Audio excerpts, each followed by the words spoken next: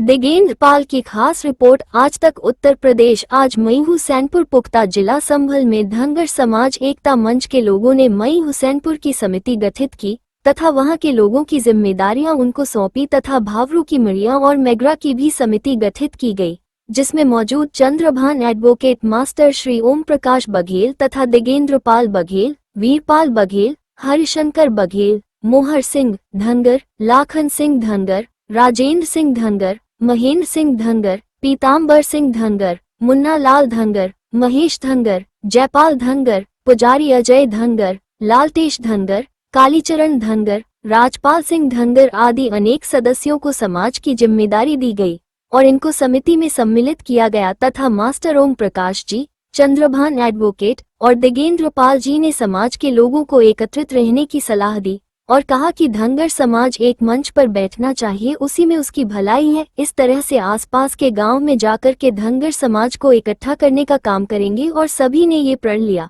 कि सभी इसमें हर तरह का सहयोगी भी करेंगे और सभी ने यह वचन दिया कि हम सभी अपने समाज के बच्चों के लिए शिक्षित अवश्य करेंगे। बिना शिक्षा के हमारी उन्नति नहीं हो सकती। शिक्षा पर विशेष बल देने के लिए सभी सदस्यों ने सहमति जताई।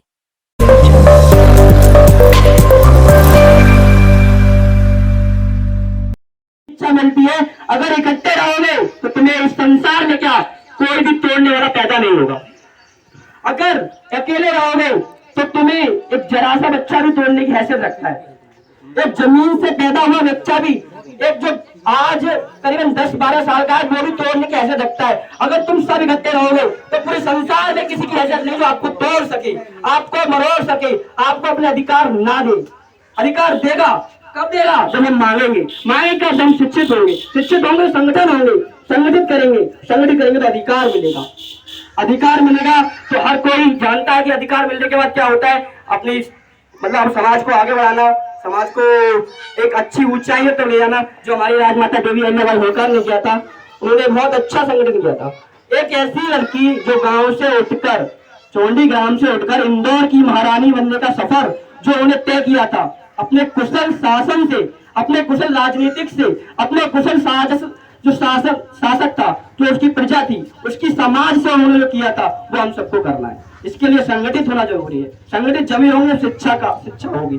शिक्षा नहीं है तो पूरे जिंदगी में कोई नहीं है, पूरे संसार में आपको कोई नहीं देगा। आज के जमाने में अगर शिक्षा है तो तुम कहीं भी कमा खा सकते हो।